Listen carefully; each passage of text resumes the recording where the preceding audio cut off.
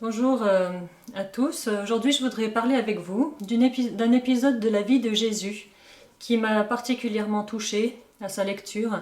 Et puis, c'est une histoire qu'on connaît pour la plupart de ceux qui connaissent la Bible. Et cette histoire, on peut la lire rapidement parce qu'elle est racontée en quelques lignes dans 3 des 4 évangiles.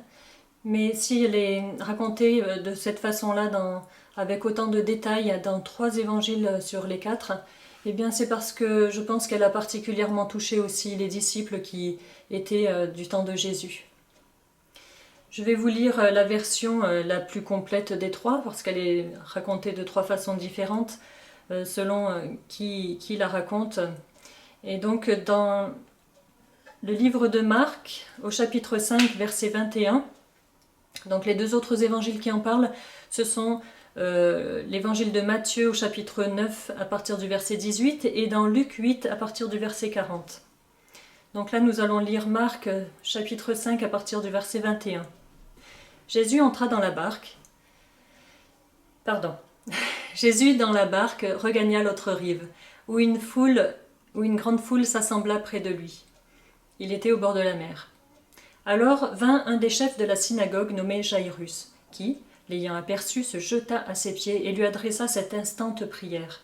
« Ma petite fille est à l'extrémité, viens, impose-lui les mains, afin qu'elle soit sauvée et qu'elle vive. » Jésus s'en alla avec lui, et une grande foule le suivait et le pressait. Or, il y avait une femme atteinte d'une perte de sang depuis 12 ans. Elle avait beaucoup souffert entre les mains de plusieurs médecins. Elle avait tout dépensé ce qu'elle possédait, et elle n'avait éprouvé aucun soulagement, mais était allée plutôt en s'empirant.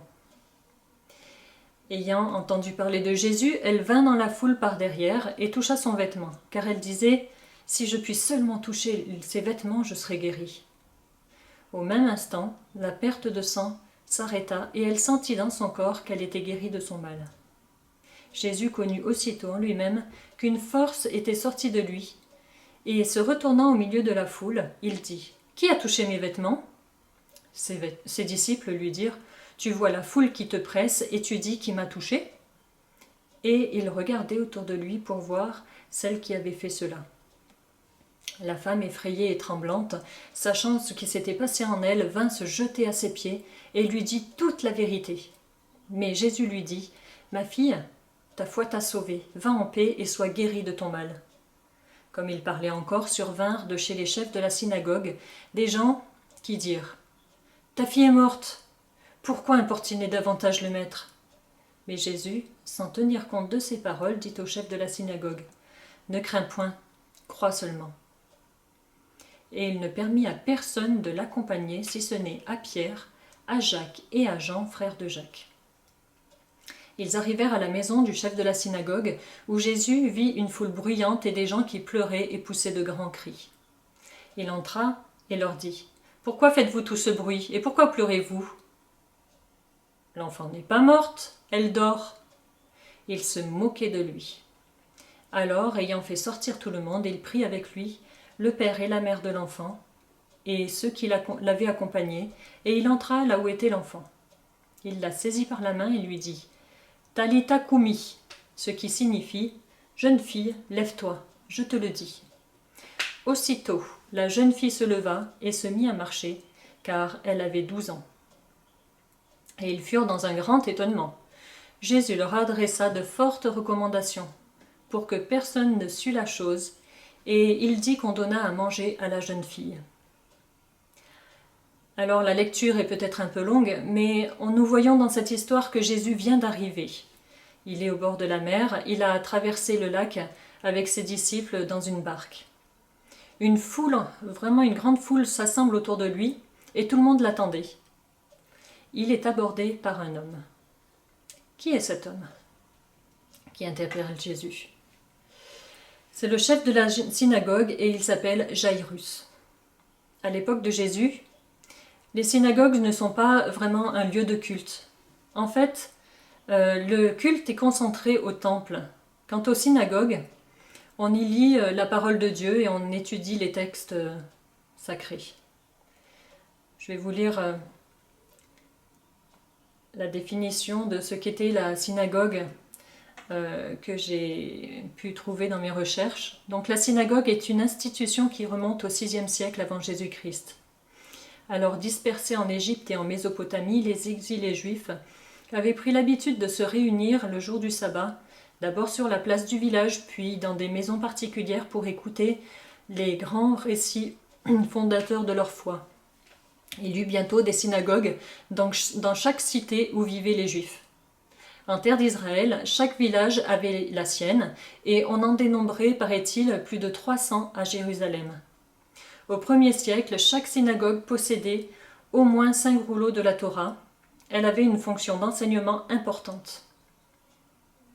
Du temps de Jésus, la synagogue est une maison simple, dans laquelle des bancs jouxtent les murs. Un banc est réservé aux anciens et aux chefs de la synagogue, et il y a un siège appelé chaire de Moïse, pour celui qui enseigne la loi qui devait être pratiquée. Alors, qu'est-ce qu'un chef de synagogue ? Ses fonctions étaient de choisir les lecteurs ou enseignants dans la synagogue, d'examiner leur exposé et de vérifier que toutes les choses étaient faites dans la décence et en accord avec l'usage ancestral. Les chefs religieux de l'époque de Jésus, pour la plupart, n'étaient pas des fervents admirateurs de Jésus. En fait, Jésus les confrontait sans cesse à leur légalisme et à leur suffisance. Il était difficile pour eux d'admettre la liberté qu'adoptait Jésus dans son enseignement et dans sa façon de vivre. De plus, la foule l'aimait et les chefs religieux craignaient tous ces attroupements qui pouvaient les rendre un petit peu en opposition avec les lois romaines. On voit d'ailleurs dans Luc chapitre 13 au verset 14, le chef de la synagogue s'indigne que Jésus ait guéri une femme qui était malade et qui avait le dos courbé depuis de nombreuses années, parce qu'il l'a fait le jour du sabbat. Et on a vu plus haut que, en fait, les chefs de synagogue étaient là pour voir que tout se passait selon la décence et en accord avec l'usage ancestral. Le jour du sabbat était un jour vraiment très important pour les Juifs, et donc du coup, le fait que Jésus fasse des guérisons le jour du sabbat, c'était quelque chose qui venait un petit peu attiser de l'eau sur le feu, c'est-à-dire qu'en fait, ça les irritait. Je vais vous lire aussi le chapitre 23 du livre de Matthieu. Alors Jésus, parlant à la foule et à ses disciples, dit : Les scribes et les pharisiens sont assis dans la chaire de Moïse, c'est le fameux banc dont nous avons parlé tout à l'heure. Faites donc et observez tout ce qu'ils vous disent, mais n'agissez pas selon leurs œuvres. Car ils disent et ne font pas. Ils lient des fardeaux pesants et les mettent sur les épaules des hommes, mais ils ne veulent pas les remuer du doigt. Ils font toutes leurs actions pour être vus des hommes. Quiconque s'élèvera sera abaissé, et quiconque s'abaissera sera élevé. Malheur à vous, scribes et pharisiens hypocrites, parce que vous fermez aux hommes le royaume des cieux. Vous n'y entrez pas vous-même, et vous n'y laissez pas entrer ceux qui veulent entrer. Alors on ne sait rien de plus sur Jairus. On sait juste on ne sait pas s'il faisait partie de ceux qui admiraient Jésus ou de ceux qui le contestaient. On sait juste son rang social. Il était chef de la synagogue et on connaît son prénom. Nous savons que le fait qu'il soit chef de la synagogue faisait de lui un homme d'influence. Parfois, c'est une lourde responsabilité parce que forcément, ces actes vont être plus vus de la foule que monsieur et madame tout le monde.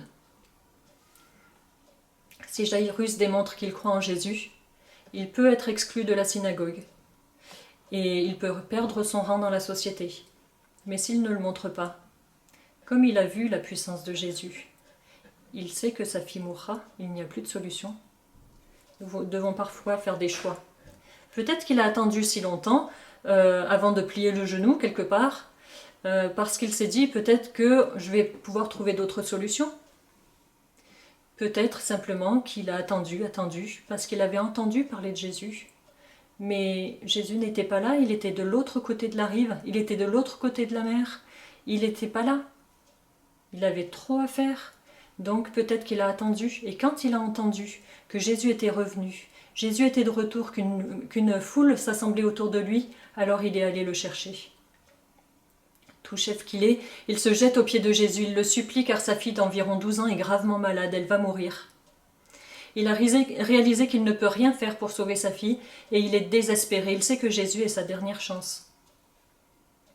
Il a compris que la loi et les prophètes ne lui seront d'aucun secours s'il laisse son unique enfant mourir par fierté. Il est amené au bout du gouffre et se trouve obligé d'abandonner entièrement tous ses masques pour s'humilier et reconnaître qu'uniquement Jésus peut lui venir en aide. Jésus le suit immédiatement. Il ne discute pas du tout, ni de son état de cœur. Il ne lui dit pas « Ah bon, toi tu fais partie des chefs qui trouvent que, bon, pour finir, les miracles peuvent se faire chaque jour de la semaine ?» Est-ce qu'il lui pose des questions? Non. Les 3 évangiles, aucun d'eux ne nous rapporte que Jésus ait fait la moindre réflexion à cet homme. Simplement, il le suit. Jésus connaît nos cœurs. Il sait où on en est. Nous n'avons pas besoin de tout lui dire. Tu sais, je suis chef de la synagogue. Tu sais, j'ai suivi les lois de Dieu pendant très très longtemps. Tu sais, je suis chrétien, donc c'est normal que tu viennes chez moi et que tu m'exauces. Non, non, non. Jésus ne se fie pas à ça. Il se fie simplement à l'état du cœur de cet homme. Il le suit. Alors qu'ils sont en chemin, ils sont interrompus. C'est là qu'arrive la fameuse femme à la perte de sang. Alors, mon mari, Manu, il parle souvent de cette fameuse femme à la perte de sang, parce qu'il est vraiment interpellé par la foi de cette femme qui se dit « Si simplement je pouvais toucher le bord du vêtement de Jésus, je serais guérie. » Elle traverse la foule, elle touche Jésus, elle touche le bord de son vêtement, et instantanément elle est guérie. Cet événement est suffisamment important pour que les 3 évangiles reflètent cette histoire exactement de la même manière et exactement au même moment de ce cheminement de Jésus vers la maison de Jaïrus. Je vais donc chercher à vous montrer le parallèle entre les 2 histoires. L'enfant qui est malade est une petite fille de 12 ans. La femme qui les interrompt, elle est victime d'une maladie qui l'a fait saigner depuis 12 ans. Si les évangiles nous donnent cette précision, c'est qu'il y a une leçon à tirer de cela. Voilà ce que j'ai trouvé par rapport au chiffre 12. Sur le site interbible.org, il est écrit « Le chiffre 12 sert à exprimer l'élection. Ainsi parlera-t-on des 12 tribus d'Israël. De même, on ramène à 12 le nombre de prophètes mineurs dans l'Ancien Testament. L'Évangile, à son tour, mentionne 12 apôtres de Jésus et les nomme les 12, parce qu'ils sont les élus du Seigneur. On lit également que Jésus assure de tenir à sa disposition 12 légions d'anges.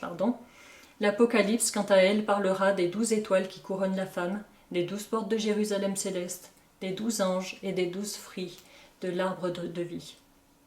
Jaïrus avait un seul enfant, une fillette de 12 ans. 12 ans, c'est l'âge de la puberté. Aujourd'hui, les Juifs fêtent la majorité religieuse à 12 ans pour les jeunes filles. Pour les garçons, c'est à 13 ans. Je ne sais pas de quelle façon ils fêtaient ça là à l'époque de Jésus. En tout cas, on sait que cette jeune fille, qui a 12 ans, elle est maintenant en âge d'affirmer son appartenance volontaire au peuple élu, choisi par Dieu. Elle est enfant d'Israël, héritière de la promesse. Effectivement, dans le livre de Deutéronome, chapitre 14, verset 2, on peut lire « Car tu es un peuple saint pour le Seigneur ». C'est le Seigneur qui parle à son peuple d'Israël. « Tu es un peuple saint pour le Seigneur ton Dieu. C'est toi que le Seigneur ton Dieu a choisi pour que tu sois son bien-propre parmi tous les peuples de la terre. » Est-ce que ça ne serait pas merveilleux de faire partie d'un peuple qui est élu, choisi par Dieu lui-même? Cette petite fille faisait partie de ce peuple. La femme qui les interrompt, elle, faisait partie de ce peuple élu. Mais depuis 12 ans, elle est mise à l'écart du peuple d'Israël, mise à l'écart de la société à cause d'une perte de sang. En effet, le peuple d'Israël observait des consignes d'éloignement très strictes concernant certaines situations ou maladies. On va lire dans Lévitique chapitre 15 verset 19. C'est pour bien comprendre dans quelle situation se trouvait cette femme. Quand une femme a une perte de sang, a du sang qui s'écoule de son corps au moment de ses règles, elle est tenue pour impure pendant 1 semaine. Celui qui la touche devient impur. Et le reste jusqu'au soir. Ça, c'est important. Celui qui la touche devient impur et reste impur jusqu'au soir. La femme qui est atteinte, alors ça c'est un peu plus loin dans un verset un peu plus loin, c'est au verset 25. La femme qui est atteinte d'un écoulement de sang pendant plusieurs jours en dehors du temps de sa souillure menstruelle, ou celle dont l'écoulement dure au-delà de sa souillure menstruelle, sera impure tous les jours de son écoulement impur, comme les jours de sa souillure menstruelle. C'est-à-dire que cette femme, depuis 12 ans, doit se mettre à l'écart parce que chaque personne qui risquerait de toucher un objet qui la touche, là j'ai pas tout lu du verset parce que c'est un peu long, toute personne qui la touche, elle, qui touche ses vêtements ou qui touche un objet qu'elle a touché, devient lui-même impur jusqu'au soir. Il doit se laver entièrement, laver ses vêtements et le soir, jusqu'au soir, il est impur. Donc les gens n'avaient pas envie de devenir impurs et d'être tout le temps dans des situations inconfortables. Donc toute femme qui avait une perte de sang était mise à l'écart. Cette femme, ça faisait 12 ans que ça durait. On peut dire que ces deux filles représentent la nécessité d'obtenir la vie nouvelle en Jésus-Christ. Qu'est-ce que c'est que la vie nouvelle ? Alors, pour la fille de Jairus, c'est plutôt évident. Elle est morte, donc il va falloir qu'elle ressuscite, c'est une vie nouvelle. Pour cette femme, c'est la guérison de sa maladie qui va lui donner une nouvelle étape dans sa vie. Mais quand on parle de la vie nouvelle, de naître de nouveau, on va voir de quelle façon Jésus l'explique à un pharisien qui s'appelle Nicodème. C'est dans Jean 3, verset 1.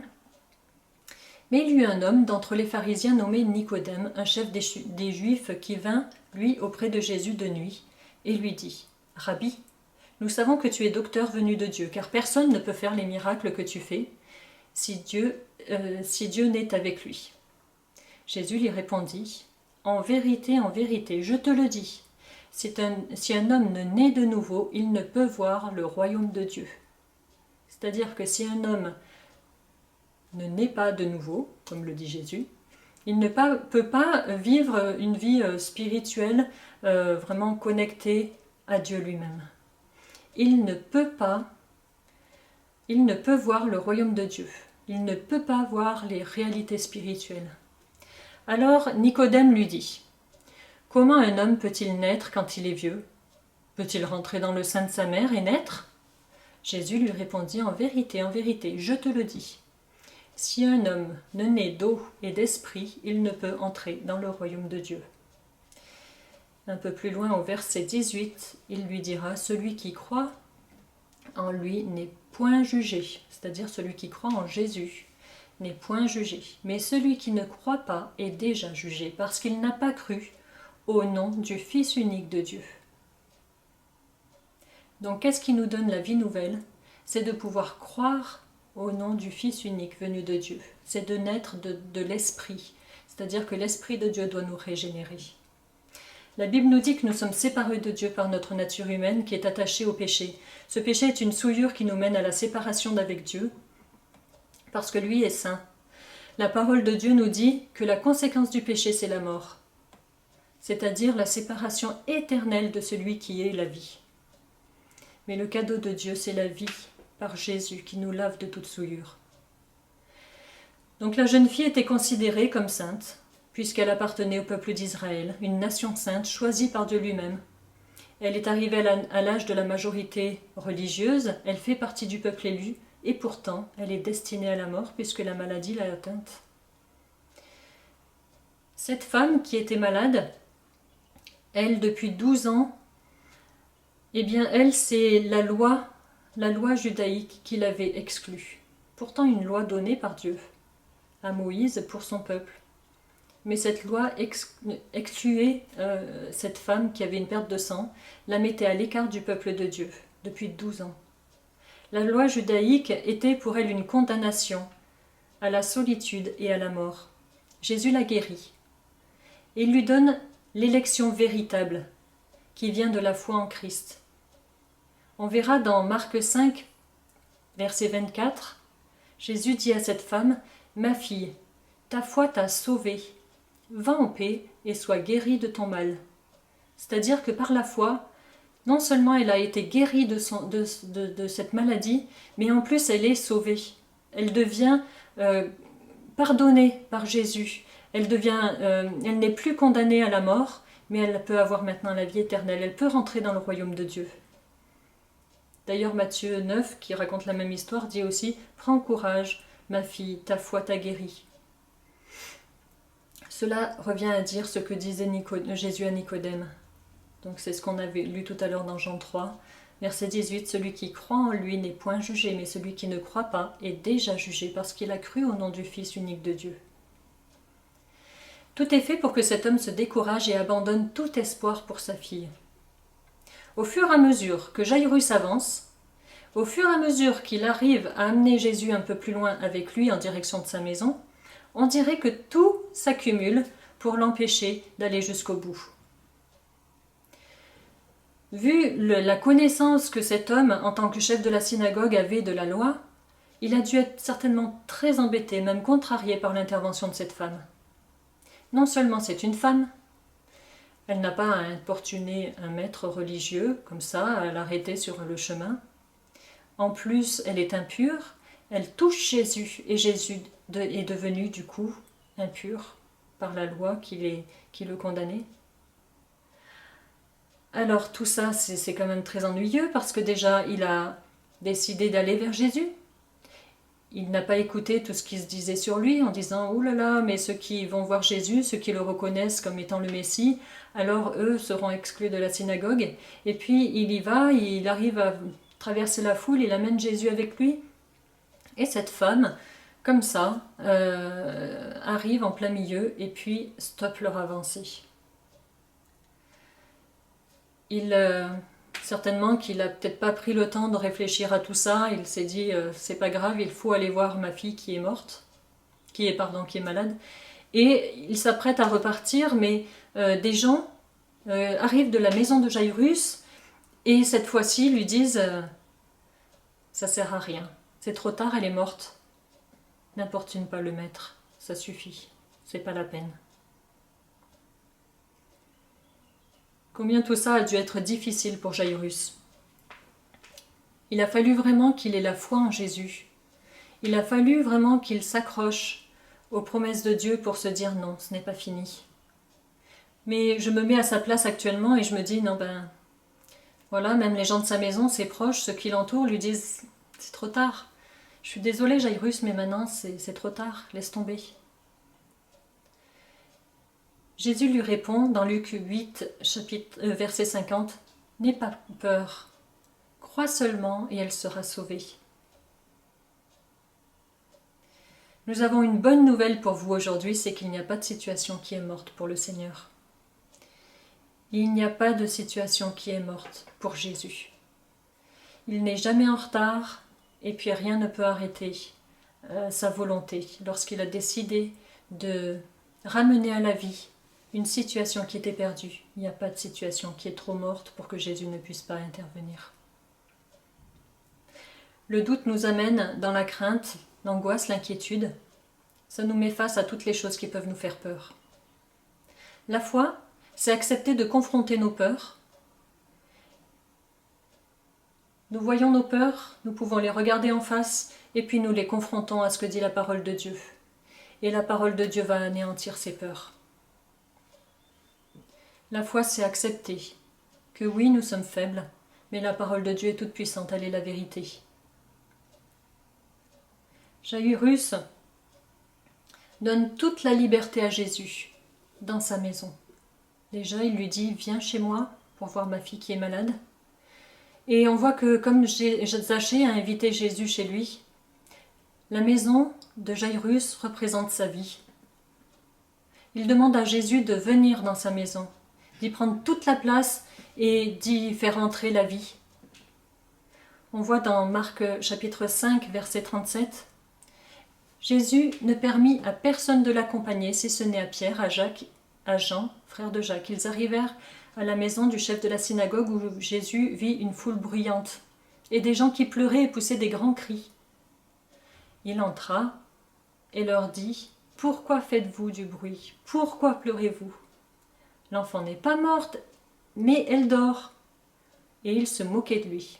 Alors, ayant fait sortir tout le monde, il prit avec lui le père et la mère de l'enfant, et ceux qui l'avaient accompagné, et il entra là où était l'enfant.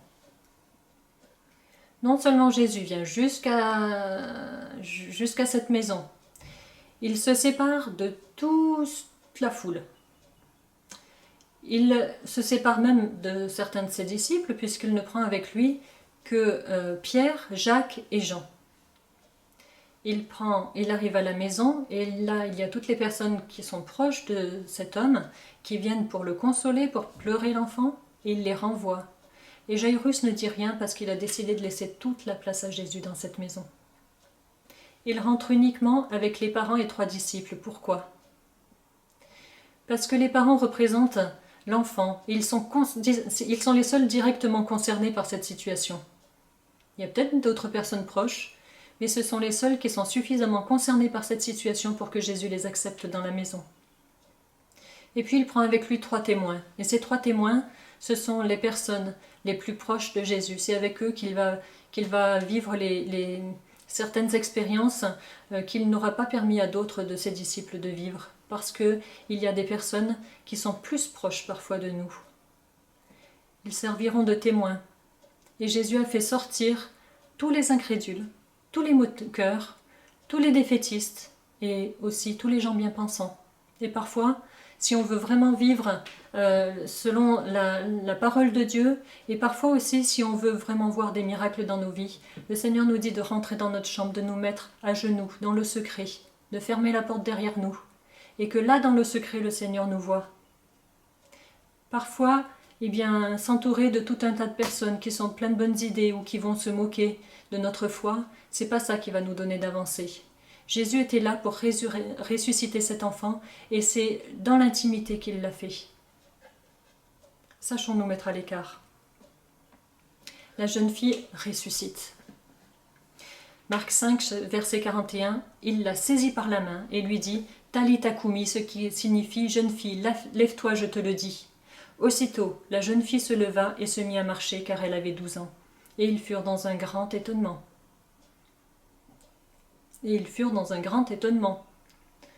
À quoi s'attendait ce papa? Il fait venir Jésus jusque-là? Jésus fait ce qu'il attendait qu'il fasse. Et ils furent dans un grand étonnement. Souvent on prie, on demande des choses à Dieu, et il faut avouer que quand il répond, on est très étonné. Nos yeux nous montrent des choses que notre intelligence a du mal à croire. Et oui, ces gens étaient tout simplement humains. Ça nous ramène au fait qu'il n'y a rien de particulier pour que Jésus intervienne dans nos vies. Soyons nous-mêmes. Ces gens étaient étonnés comme nous aurions été étonnés, effectivement, parce qu'on est toujours étonné de voir un miracle. Sur la lecture de la fin du texte, alors il y a plusieurs choses qui m'ont interpellée et j'avoue que je n'avais jamais compris pourquoi Jésus disait ces choses. On voit qu'à la fin de l'histoire, il lui dit « Donnez-lui à manger ». C'est pas étrange ça? On va relire ce verset. Ils furent dans un grand étonnement. Je suis en train de rechercher ce verset.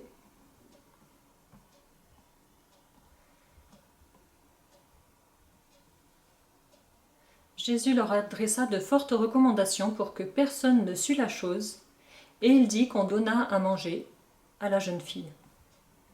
C'est pas étonnant? Moi j'ai trouvé ça très étonnant, j'ai pas compris sur le coup. Je pense que les parents, ils avaient élevé leur fille depuis 12 ans. Ils savaient bien qu'à un moment donné, elle aurait bien besoin de manger. Cette jeune fille qui a 12 ans, c'est pas un petit bébé, donc elle sait aussi que si elle a faim, elle peut demander. Et puis aussi, elle peut aller se servir, peut-être. C'est étrange.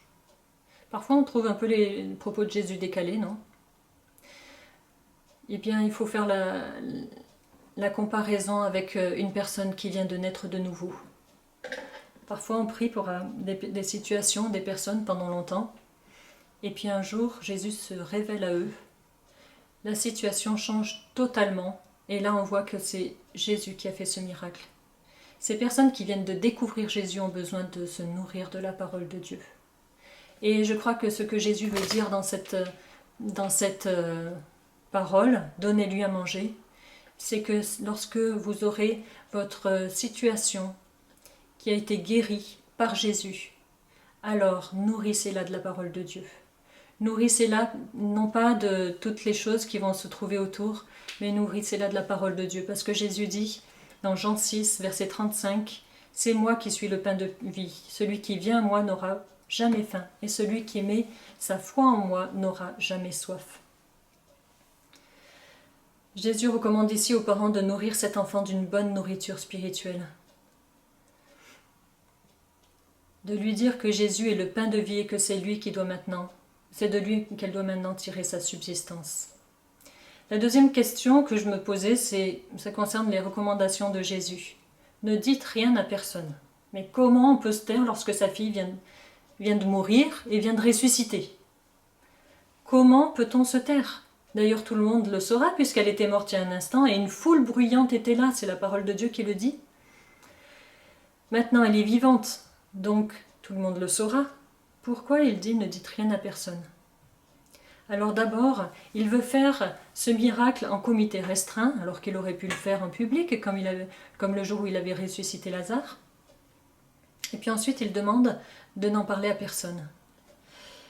Eh bien, je crois que parfois, les situations que nous venons de vivre sont tombées tellement dans des choses catastrophiques que quelque part ça pue.